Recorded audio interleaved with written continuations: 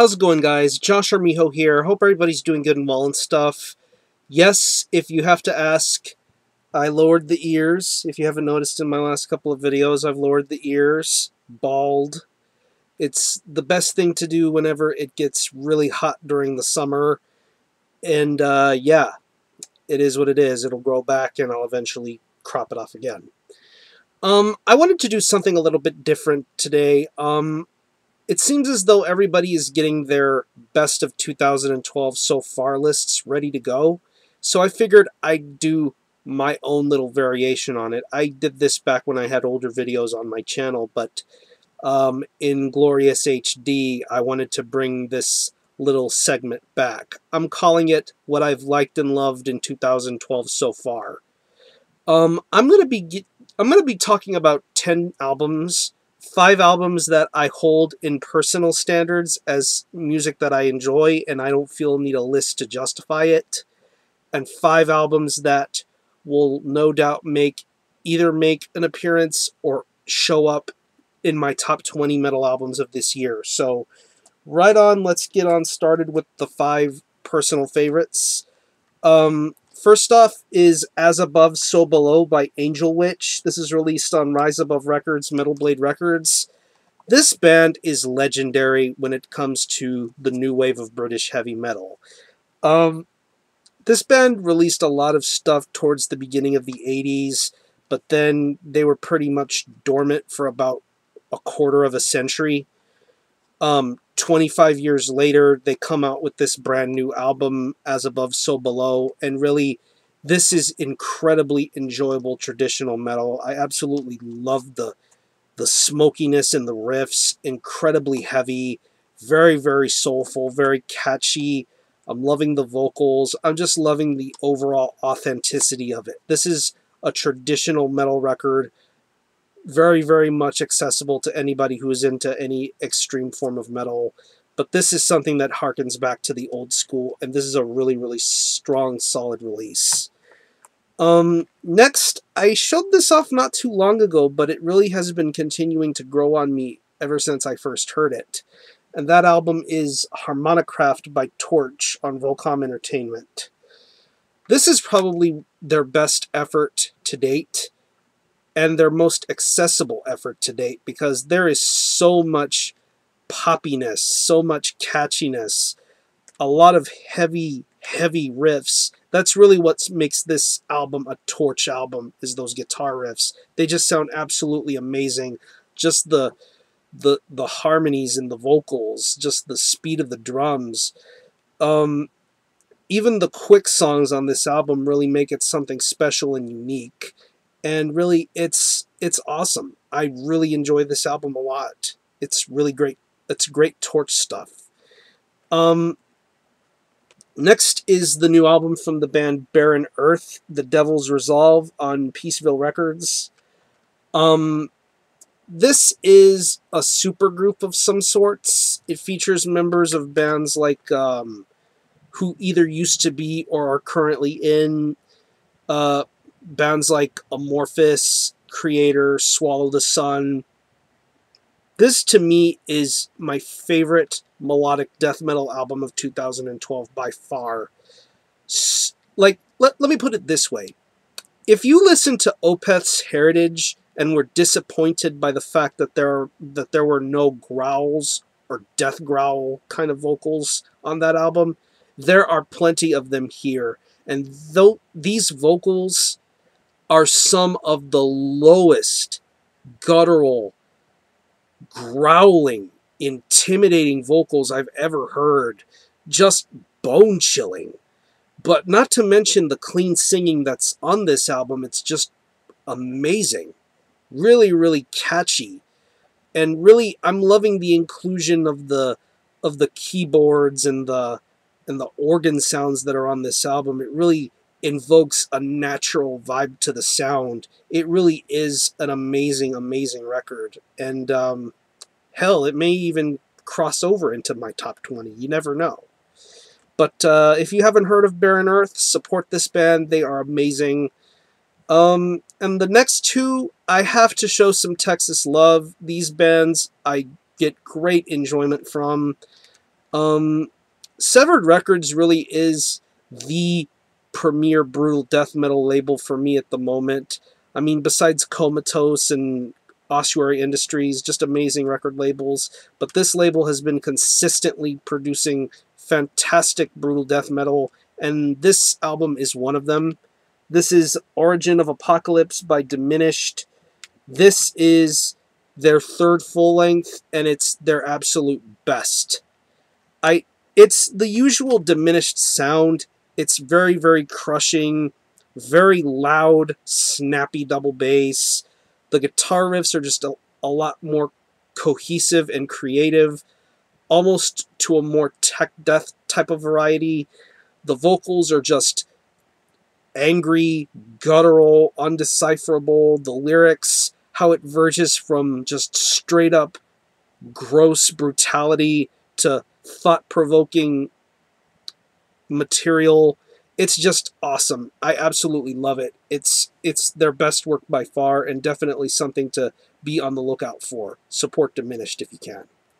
And last but not least, as far as personal favorites are concerned, Plutonian Shore, Lunar Rites on the Dreadlayer. I love this frickin' band. I love the fact that they are respectful to their source material.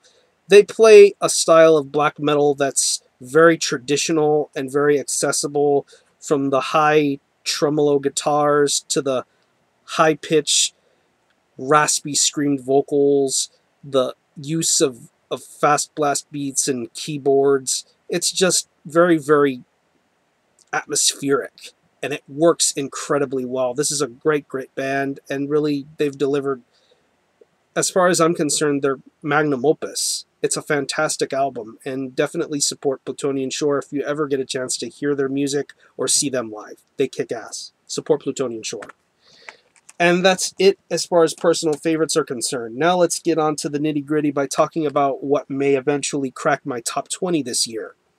Starting off with probably my favorite grindcore release of this year, with Catheter, Southwest Doom Violence on Self-Made God Records. Wow. This is as angry and as pissed off as any other grindcore release I've heard this year. I love the fact that they blend so much into their fast grind sound, the fast songs, the crazy blast beats, to the more slower, punishing sludge, doom, and hardcore moments. It's just absolutely awesome. It really doesn't tire you out. It grows on you, and it's something very, very successful to me, and I enjoy this album a great deal. I can also make a case for the new Six Brew Bantha self-titled. That's another great piece of underground grindcore that's come out this year. I know To Live a Lie really should pat themselves on the back for making that possible, but I need to get it in my hands somehow. But until then, Catheter, Southwest Doom Violence is my favorite grindcore release of this year, for now at least. Next is the new Horseback album, Half Blood, on Relapse Records. Jenks Miller does it again. This is just absolutely flooring for being so daring and being so innovative in his musical directions. I mean, not only with krautrock, but with traditional rock, shoegaze, black metal. Just the experimentation here makes this really one of the best things that Horseback have put out yet, and really just something incredibly moving. It's a great, great album. Check out Horseback. These next two are debut albums, but really these are debut albums that make a huge statement and impact. This is Dodecahedron, self-titled, on Season of Mist. I don't like the fact that on the sticker, because if you buy the album, you'll get a sticker on it. It was described as post-black metal. And to me, that is incredibly misleading, because I hear no such influence of that at all. What I do hear is a little bit of Deathspell Omega with a little bit of Immolation and a little bit of Ulcerate. You have that really deep, dense, oppressive type of sound. And it really is one of the most unique black metal records you'll hear this year. It's just absolutely mind-blowing. Incredible stuff. These guys are from the Netherlands, and these guys deliver something very, very special and very unique. Incredible drum work, very, very complex and creative. I'm loving the vocals, just the way the chords are so dissonant, the riffs are just dissonant. It's amazing. I love this band, and I love this debut album. Next up is Pallbearer with Sorrow and Extinction on Profound Lore Records. This is traditional doom metal at its absolute finest. So soulful, so respectful.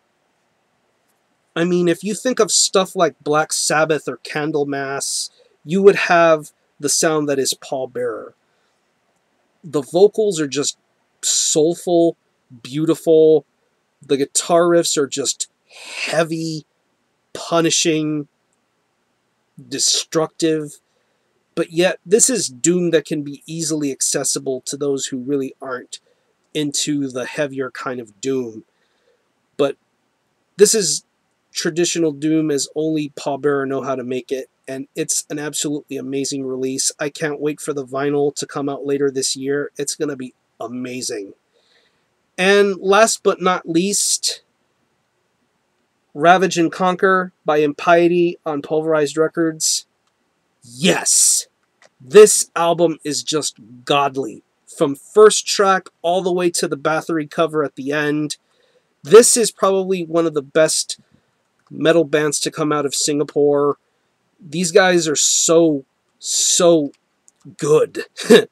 Just the fierceness in the guitar riffs. Shaithan's vocals sounding as venomous and as pissed as can be. The drums being fast. The lyrical content. The ideas.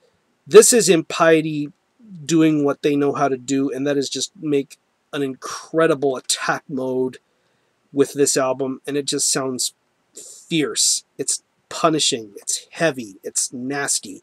It's everything you would expect in an Impiety album, and it is really one of their best albums in quite a long time. So yeah, that's really the albums that I liked and loved in 2012 so far.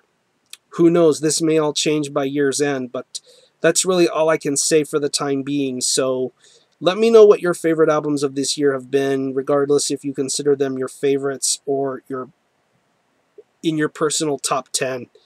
Let me know, and yeah, I'm going to conclude this video. Thanks a lot for watching, thanks for checking out my channel, and until the next time, Army Ho out.